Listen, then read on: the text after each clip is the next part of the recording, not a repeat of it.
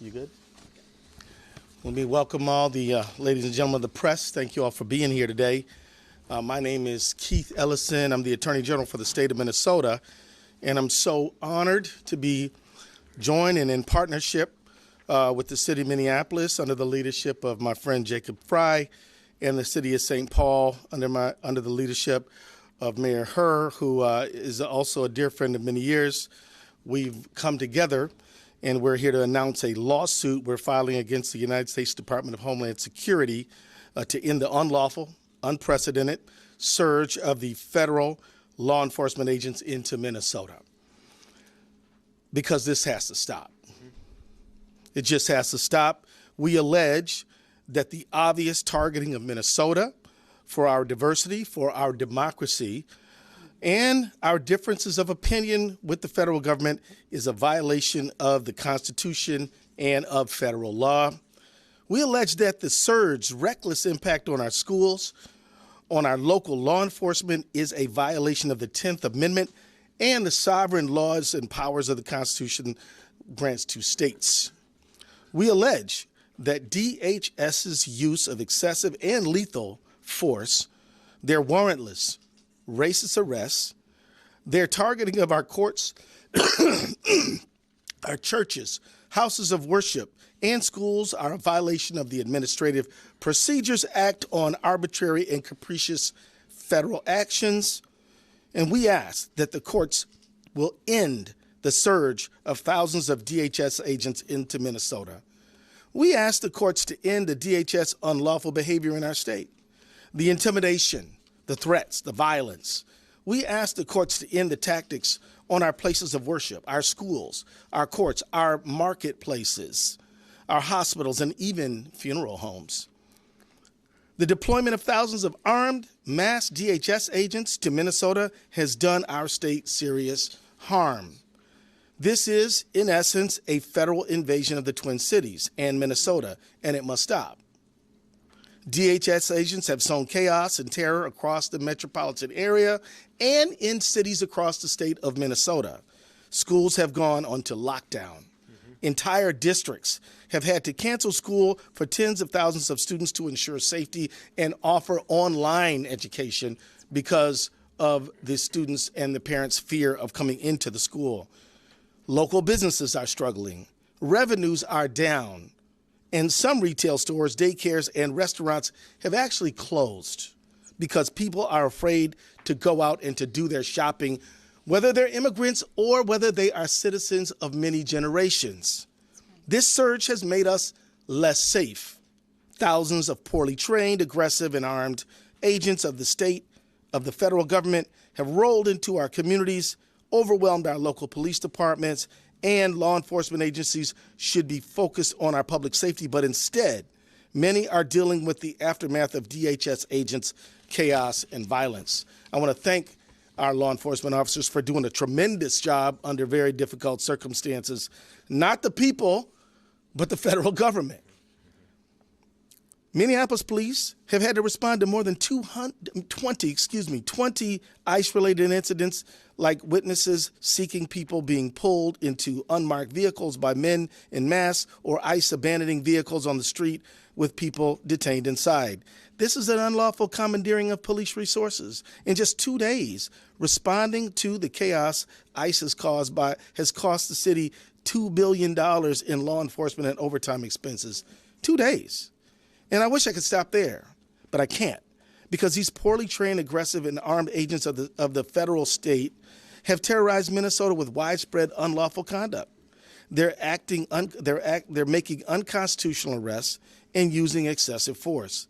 DHS agents have barged into restaurants asking to access secure areas, and when asked to present a warrant, which is required by law, they respond, "We don't need one." DHS agents have arrested peaceful bystanders. They have fired chemical irritants at people obeying lawful orders while exercising their First Amendment rights. They have even done so at some of our most sensitive places, like Roosevelt High School here in Minneapolis. They have detained law-abiding citizens, leaving them handcuffed for hours, just because of the color of their skin or what they're wearing, or they speak English with an accent. And on January 7th, 2026, a DHS agent shot and killed Renee Nicole Good, leaving her children without a mother and her 6-year-old son without either parent. This has to stop. So let's be clear. It never should have started. These agents have no good reason to be here. Minnesota's non-citizen immigrant population is just 1.5%, which is half the national average. Our state's percentage is lower than Utah, Texas, and Florida's, but none of those states have thousands of federal agents swarming their streets or harming their people. The administration says that they're focused on finding criminals. Worst of the worst, they say. But many of the people the DHS is arresting in Minnesota have no criminal history. That fits a pattern.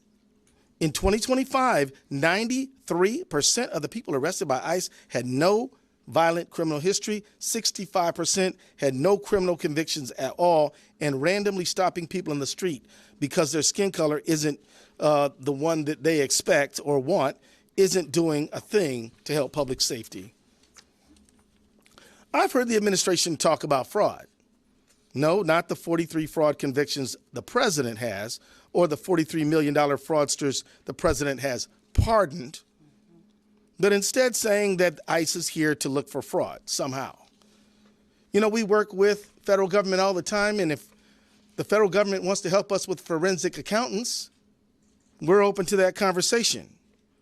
But these ICE agents who are engaged in the behavior that they're engaged in are not helping public safety at all. Immigration enforcement agents aren't trained to investigate fraud, and randomly stopping people on the street because you don't like their accent isn't going to stop fraud. So enforcing federal immigration law and fighting fraud are just pretexts for this surge. The real reason, it's no secret. Donald Trump and his administration have been targeting people, cities, and states that don't agree with them politically. He singled out Minnesota countless times. He's called us corrupt and crooked. He's attacked our funding to the tune of billions of dollars, which we are challenging. And we fought back, of course. He's attacked programs that Minnesotans rely on and tried to shut them down and pay taxes for. And he's attacked Minnesotans with despicable, racist, xenophobic language. The truth is, Donald Trump doesn't seem to like our state very much. But what's that about? He doesn't like our best in the nation, safe and secure elections. And sometimes he doesn't like who we choose in them. Just last week, Trump claimed that he won Minnesota 3 times, when in fact, he's never won Minnesota. He doesn't like how we take care of each other or how we make sure our kids have enough to eat. He doesn't like the strength that immigrant communities bring to our state. And he doesn't seem to like that we protect our neighbors no matter where they were born. In short, the Trump administration's decision to target Minnesota and Twin Cities is motivated by a desire to retaliate against Trump's perceived political opponents, who are the people of the state of Minnesota and the Twin Cities, rather than any good faith concerns about immigration enforcement, public safety, or law enforcement. In conclusion, I didn't have the pleasure and the benefit of knowing Renee Nicole Good, but her friends and family knew her as someone who was kind, someone who loved her family deeply, and someone willing to stand up for her neighbors. That sounds like the Minnesota that I know. The administration wants to paint false political narratives about us, but we know who we are and we know our rights. The Constitution gives Minnesota the sovereign authority to protect health and well-being of every single person who lives on our borders. The Constitution gives us the right to vote for who we want, pray however we want, and be whoever we want, without fear of being racially profiled, assaulted, or killed in our own communities. We're going to defend those rights because as much as they'd like to believe it, DHS is not above the law, and the people of Minnesota are certainly not beneath it. Let me now bring forward my mayor, the mayor where I go home at night and is doing a wonderful job protecting our city, Mayor Jacob Frey.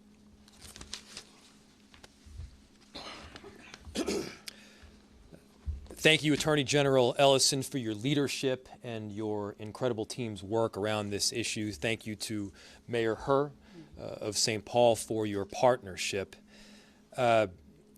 These are not normal times, and so the response that we are asking for from the judicial system and from the courts requires that we file suit at this particular moment.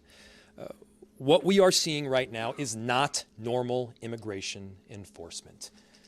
We are not asking ICE not to do ICE things. We are asking this federal government to stop the unconstitutional conduct that is invading our streets each and every day. You've seen the videos. At times there are as many as 50 agents arresting one person. The scale is wildly disproportionate and has nothing to do with keeping people safe. In Minneapolis, we've done work extensively with the federal government under multiple administrations to keep people in our city safe. We have worked with the DEA, the ATF, the FBI, the Attorney General's office, as well as the U.S. Attorney's office to successfully drive down crime in our city. We've seen the results of that work, but let's be clear. The stated reason of this federal government for bringing in this full invasion of ICE and border control is not safety. If it were safety, there would be other mechanisms to achieve safety. By the way, crime is down in virtually every category, in virtually every neighborhood of this city. If this were about fraud, then you'd see an invasion perhaps of accountants. But that's not what you see. What you see is people being indiscriminately taken off our streets. Discrimination only takes place to the extent that a determination has made that somebody is Somali or is Latino, or at least they look that way, and then there is virtually no discrimination thereafter. Here's the thing. You can't indiscriminately take people off our streets, American citizens off our streets. You cannot drag pregnant women through the snow. You're not allowed to take teenagers out of their car and detain them when they are in fact American citizens. That is against the law in every state. That is against our United States Constitution. And we're feeling the impact here in Minneapolis. Schools have closed. People are afraid to go to work, shop, or seek medical care. 911 calls are up. Police resources are indeed stretched thin. We have approximately 600 officers in the city of Minneapolis.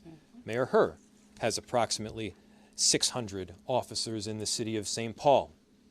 The number of ICE agents and border control are now in the thousands. They are in the thousands. If the goal was immigration enforcement, if the goal were simply to look for people that are undocumented, Minneapolis and St. Paul would not be the place where you would go. There are countless more people that are undocumented in Florida and Texas and Utah. Why are they in these much smaller cities in the middle of the Midwest? The answer is very clear. It is politics. Florida and Texas and Utah are Republican states. The reason that Minnesota and Minneapolis are being targeted is because you've got a Democratic governor, a Democratic attorney general, and you got Democratic mayors. We are doing everything possible to keep our cities safe through this unprecedented time, and at the same time, we have police officers that are tired. We've seen damage substantially because we're now having to pay a ton of overtime. Millions of dollars of emergency overtime for law enforcement. Emergency operations have been activated across our city and state agencies, pulling focus on daily core services that we, by the way, are tasked with providing. Local police officers are being diverted from the very work that we need to be doing, and small businesses are losing significant revenue, with some worried that they may not survive this at all.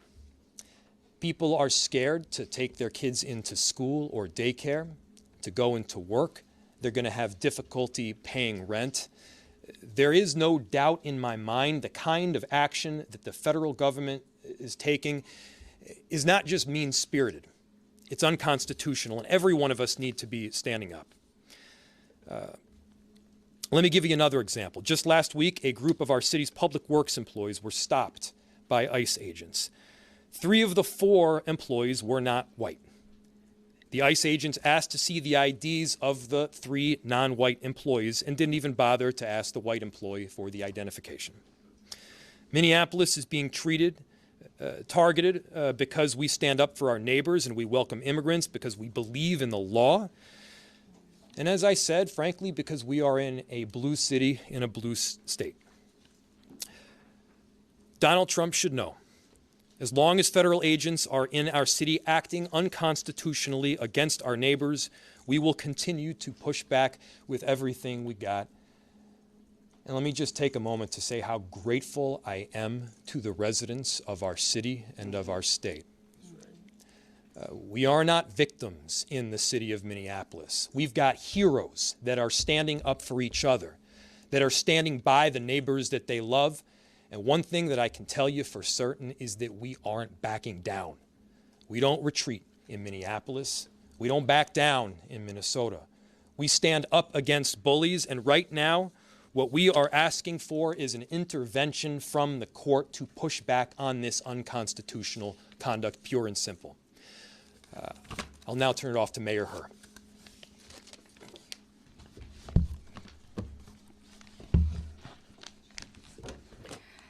Good afternoon, everyone.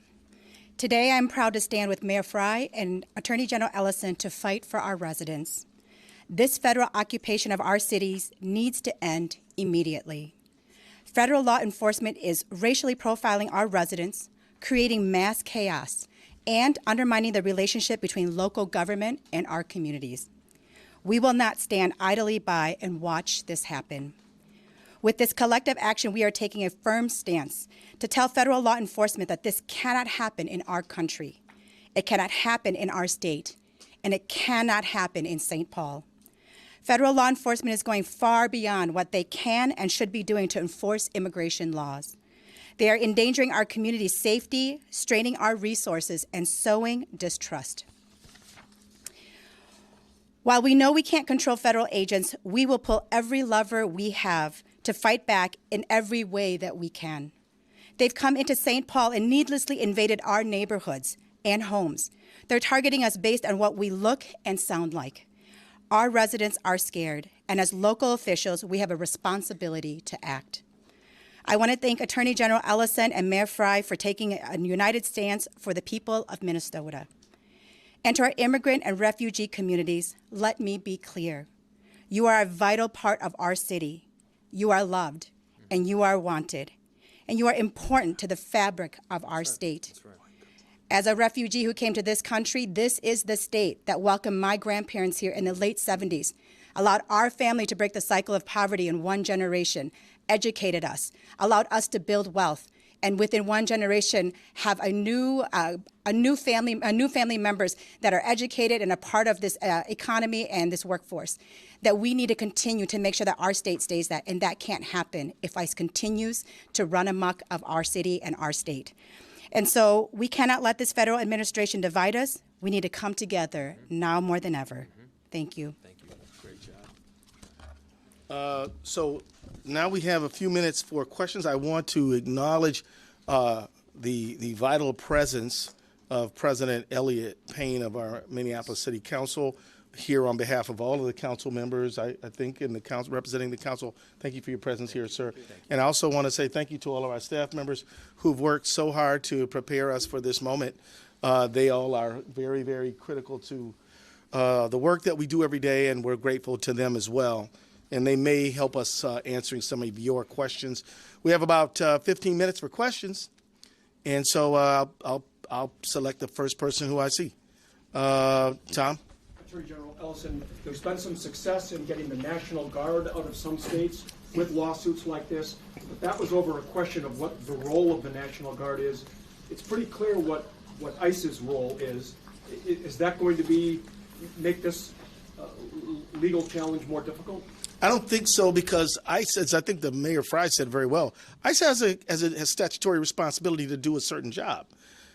Where our argument is they are exceeding that dramatically in unconstitutional, unlawful ways, violating our First and 10th Amendment rights, our equal sovereignty principle, and provisions of the Administrative Procedures Act.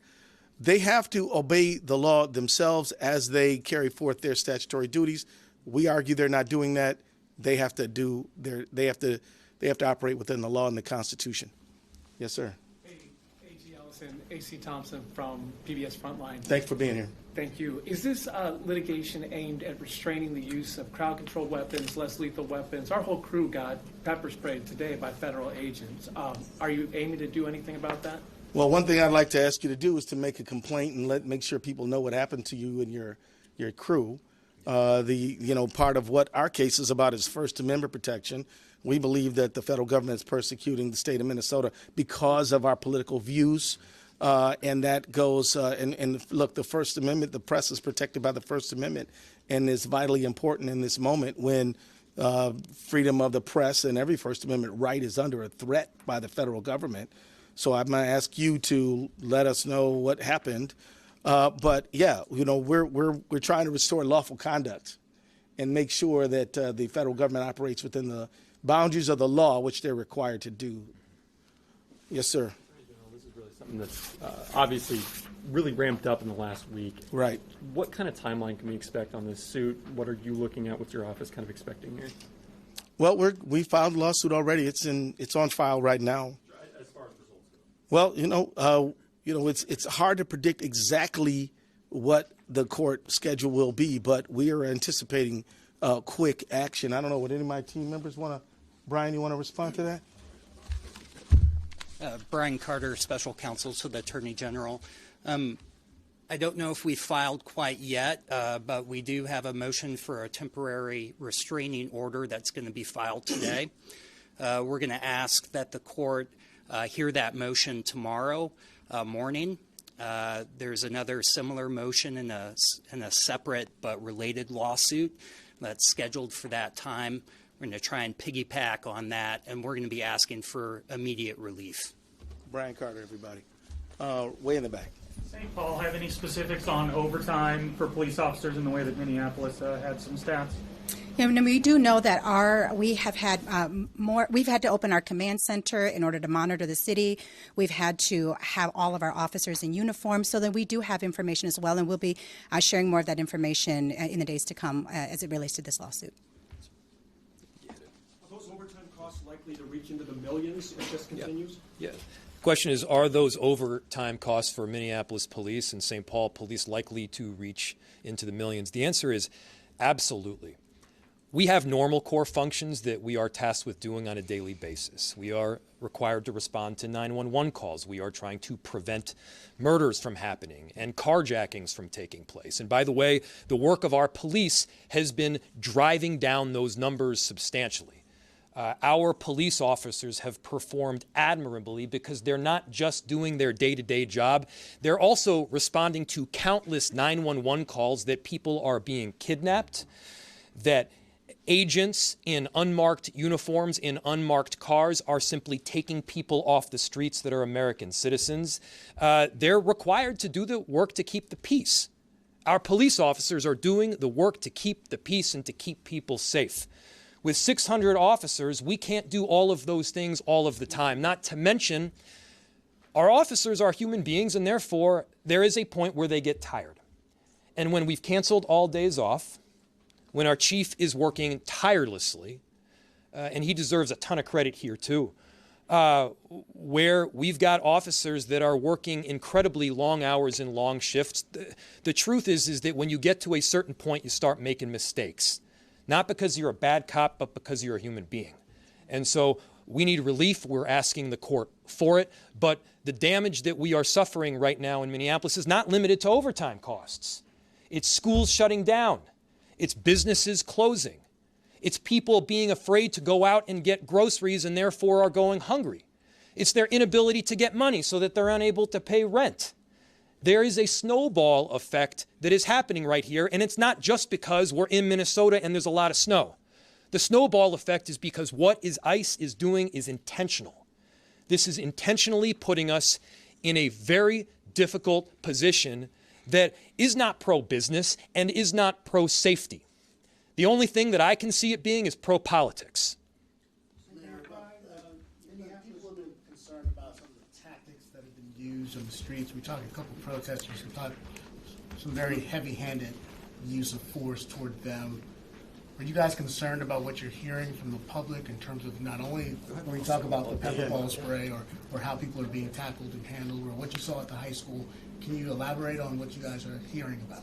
Well, I'll let the mayors jump in here, but I can tell you that this whole lawsuit is partially driven, not exclusively, but partially driven by exactly what you just said.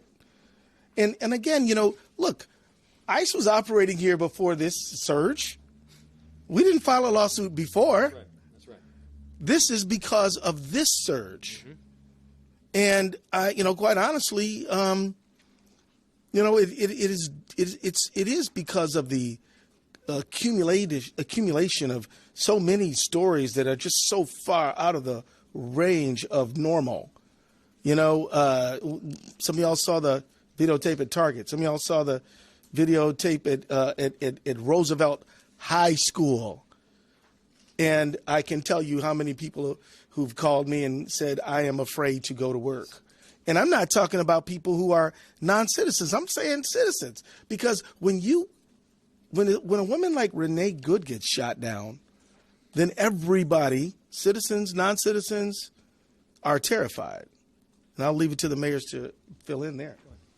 I will say that the question is if we're hearing about it. We are absolutely. I think that we are really lucky here in our state, and specifically St. Paul, Minneapolis, is that we have a strong network of community organizers who've been working together. We hear almost every instance that happens, whether it's text to us personally and we're looking into it, or whether it's coming into our neighborhood groups. We are hearing it and we are seeing it, and we are looking into every time I get one, I inquire into it to see. But I think that what's more important in all of this is that it's not just the tactics that are being used. It's the attack on the American people who are citizens.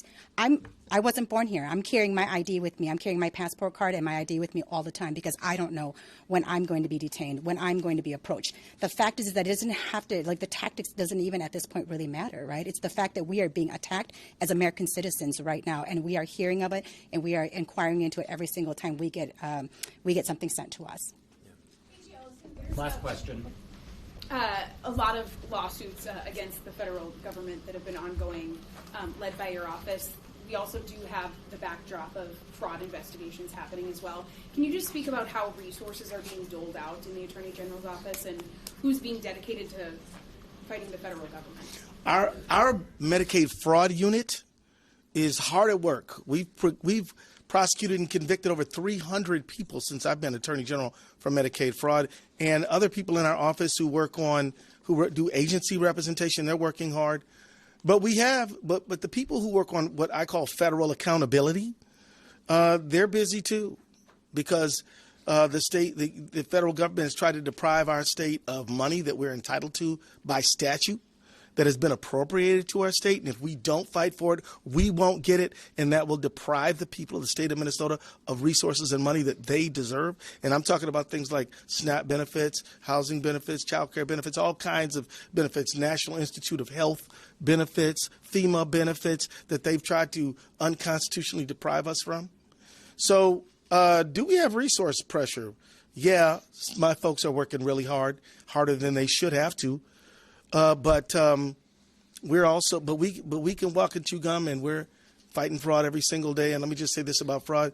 Anybody who steals from a program designed to help poor people is no friend of mine. Right. And I'm all good to hold them accountable. And, the federal government, they're doing all this stuff that we don't need them to do. I wish they'd do some more things we do need them to do. Now, I'm not talking about local federal officials. They're doing their job. We worked with the U.S. Attorney's Office and the FBI to fight fraud, and I'm very glad with their partnership. What I'm referring to is the substance of this lawsuit right now. This is not what we need. We don't need this, but we need all the help we can get to help make sure that every dollar that the generous people of Minnesota devote to helping others gets to those others. AG, just one more, if I may.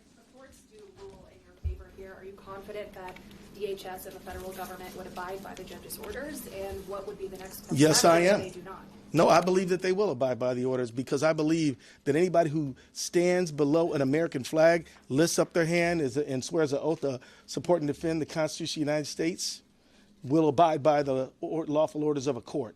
And if they don't, I want everybody in this room to know that they are the ones who are expressing contempt for the rule of law.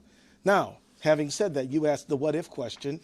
Well, you know, there are ample ways to make a miscreant violator of a court order obey that court order. One of them is a contempt of court, but let's not jump there. Let's expect good conduct and obedience to law, and that's what we expect. That's what we expect we're going to get. And I think there's a possibility that Mayor Frey wanted to talk a little bit more about what your citizens are going through, or maybe you covered that already. I can add on. Yeah, but I just think yeah. Well, you want to go for it?